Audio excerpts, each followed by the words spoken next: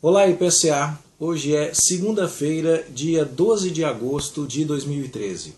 Estamos juntos há 435 dias lendo a Bíblia e hoje leremos os capítulos 13 e 14 de Josué. Nós estamos vendo a essas alturas do livro uma transição importante entre a parte da conquista da terra para a parte da distribuição da terra. Até o capítulo 11 nós vemos as batalhas em que Josué e o exército de Israel lutaram pela conquista de Canaã.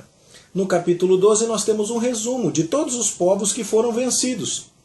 Fosse sob a liderança de Moisés, ainda do outro lado do Jordão, na Transjordânia, fosse sob a liderança de Josué, já do lado de cá do Jordão, na terra de Canaã. Mas o capítulo 13 nos mostra que ainda ficaram muitas terras para serem conquistadas. Deus aparece a Josué e diz assim: Josué, você já está velho, sobrou muita terra para conquistar, mas o grosso da terra de Canaã já havia sido conquistado. Algumas cidades-estado isoladas ali estavam, precisariam ser vencidas, mas tratava-se agora de uma tarefa que deveria ser cumprida por cada uma das tribos em particular. Era a hora de Josué, como diz o verso 7, lançar sortes e distribuir as terras por herança às 9 tribos e meia. 9 tribos e meia, por que se são 12? Bom, na verdade nem 12 são 13. Como é que é essa história? Tem os 12 filhos de Jacó, mais os 2 filhos de José que entraram no lugar dele. Você vai ver então que, embora você tenha a terra sendo distribuída para 12, mais os levitas, que não vão ter terra alguma, o que dá 13, nesse número de 12 que sobra sem os levitas, você acaba tendo 12 porque saiu José e entraram Efraim e Manassés. Essa é a informação que nós temos no capítulo 14, no seu verso 4. Então isso pode às vezes dar um pouco de confusão para nós. Por que tudo isso aconteceu? Jacó, no seu leito, nos seus dias finais, abençoou José e concedeu a José o direito de primogenitura, adotando Efraim e Manassés como seus próprios filhos. Nós vimos isso lá quando estudamos Gênesis. E então essas 2 tribos agora vão tomar parte na distribuição da terra junto com as demais. O número só não fica 13 porque os levitas não têm herança de terras. Eles recebem cidades para morar e a herança deles é o Senhor, e eles vão se alimentar e vão receber os seus recursos das ofertas, dos sacrifícios que serão oferecidos no tabernáculo. Mas ainda assim você fica com um problema. Por que a distribuição seria feita para 9 tribos e meia?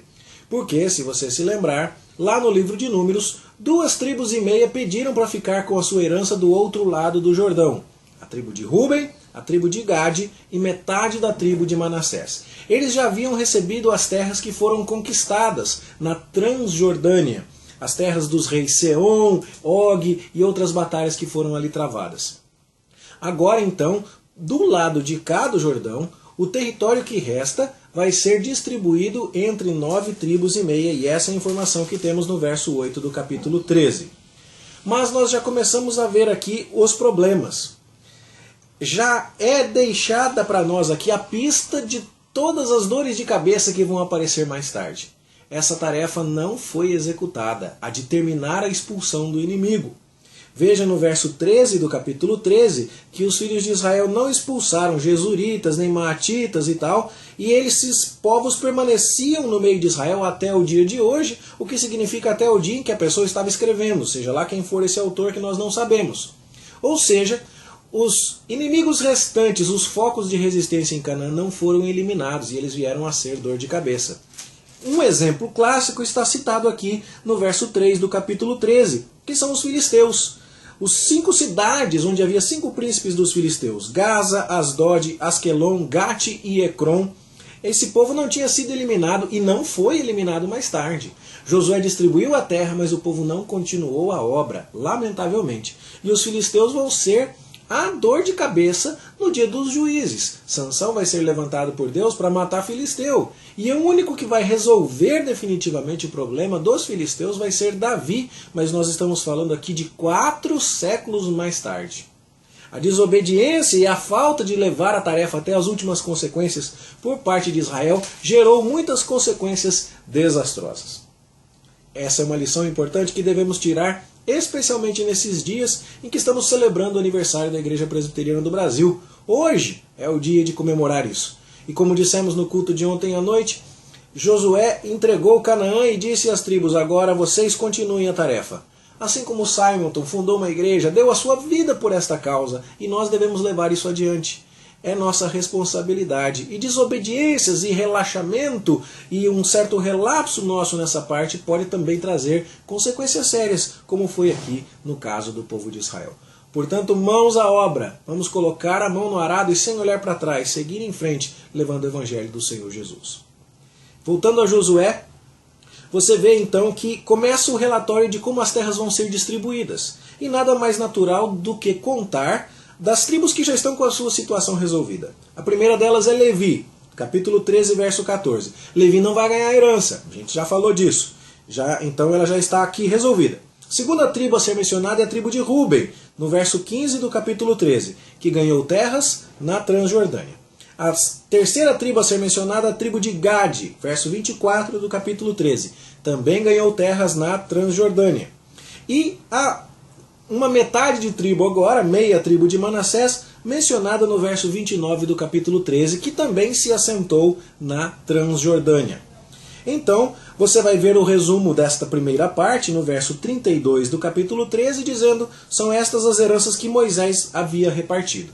Nós terminamos o capítulo 13 com 3 tribos e meia resolvidas, não é? E são por elas que o relato começa, afinal de contas a herança desse pessoal aqui já estava acertada. O capítulo 14 começa a contar a herança das demais tribos, mas começa mostrando que o processo de distribuição da terra foi feito como Deus mandou. Quem é que ia fazer isso? Eleazar o sacerdote e Josué o filho de Nun com os cabeças dos pais das tribos dos filhos de Israel. Nada mais justo, tendo em vista que Deus mesmo havia ordenado isso. As referências para você são Números 26, 55, Números 33, 54, Números 34, 13 a 16. Lá está bem claro que Josué, com o sumo sacerdote Eleazar e com os cabeças de Israel, lançando sortes, iriam promover a divisão do território entre as tribos. E isso é o que vai acontecer. Fica também explicado no verso 4 que os filhos de José, Efraim e Manassés, cada um vai ganhar uma porção, já que o patriarca Jacó adotou os netos como filhos para dar porção dobrada da herança a José, seu primogênito escolhido. Tudo isso então está muito claro. Só que antes de se lançar sorte para falar de qualquer uma das tribos, fala-se aqui de Calebe. O que é que Calebe tem de especial? Ao lado de Josué, ele é um daqueles 2 espias que voltaram dizendo: vamos porque nós vamos obter a vitória, Deus vai nos abençoar. E nada mais justo do que ver-se cumprida aqui agora a promessa que Deus fez a Calebe de que ele haveria de herdar a terra prometida. Ele seria uma das pouquíssimas pessoas que não morreriam no deserto por conta da sua incredulidade. Ele ia entrar em Canaã e receber posse da terra prometida. E é notório, essa parte é linda, esse relato aqui no capítulo 14, de Calebe dizendo: eu estou forte, Deus me conservou forte para eu receber agora a minha herança, estou forte como há 40 anos atrás, mesmo que agora já estou com 85, e eu quero a porção de terra. E ele recebe como a sua herança uma porção de terra extraordinária, que é Hebron. Hebron parece um nome para nós meio anônimo aqui, mas se você faz uma busca nos capítulos anteriores, e principalmente em Gênesis, você vai ver. É lá em Hebron que está aquele carvalho para o qual Abraão sempre voltava como um símbolo de posse da terra prometida. É lá em Hebron que está sepultado Abraão, que está sepultado Sara, que estão sepultados os patriarcas. E é ali então o lugar onde tudo começou, e esse lugar vai ter uma importância chave, até mesmo na história de Israel, porque é ali que Davi vai ser coroado rei em primeiro lugar. Trata-se, portanto, de uma terra com muita bagagem histórica e com muito significado para os israelitas. Mas além disso, trata-se de uma terra símbolo da conquista, porque aquela terra estava ocupada pelos gigantes anaquins. E o fato de Calebe tomar posse da terra habitada pelos inimigos mais poderosos mostra o quanto Deus honrou a sua obediência e a sua fidelidade. Esse capítulo, portanto, é muito importante por nos mostrar a fidelidade de Deus e como Deus recompensou Calebe por sua coragem. Ele recebe a sua porção de terra não pelo lançamento de sortes. recebe primeiro do que todo mundo, porque Deus honrou uma fé verdadeira. Que esse exemplo nos motive e nos desperte também. A partir do capítulo 15, que veremos amanhã, então é que as demais terras vão ser distribuídas. Note, a terra vai ser distribuída, mas vocês ainda têm trabalho para fazer. Não fizeram, vai ter consequência mais tarde. Vamos distribuir por 9 tribos e meia. Por quê? Porque apesar de serem 13 no total, uma não vai receber herança e 2 tribos e meia já receberam herança. Essa história é contada no capítulo 13. Antes de repartir a herança, essa repartição feita por Eleazar e Josué, conforme Deus estipulou, Caleb vai pegar a parte de terra a qual ele tem direito, e é uma parte nobre, histórica e que representa a beleza da vitória sobre o inimigo. Grandes lições nós tiramos daqui e esperamos que elas sejam bênção na sua vida também. Vamos orar? Senhor, nós te agradecemos porque o Senhor cumpriu as suas promessas, entregou Canaã aos israelitas, porque o Senhor honrou a fé que Caleb exibiu e deu a ele uma porção privilegiada na herança. Nós pedimos ao Senhor que nos ajude a confiar na tua fidelidade e a lutar bravamente, e a fazermos aquilo que nos cabe. Somos herdeiros de promessas maravilhosas e de um histórico maravilhoso, hoje lembrado no aniversário da nossa denominação. Ajuda-nos também a fazer a nossa parte, para que, cumprindo responsavelmente o papel que nos cabe, possamos desfrutar de uma herança tão maravilhosa quanto esta que Caleb recebeu. Ajuda-nos a não sermos negligentes naquilo que nos compete e dá-nos, ó Deus, a coragem, a força e o vigor de Caleb para seguirmos em frente confiando nas tuas promessas. Nós oramos em nome do Senhor Jesus. Amém. Bom estudo para você e até amanhã, se Deus quiser.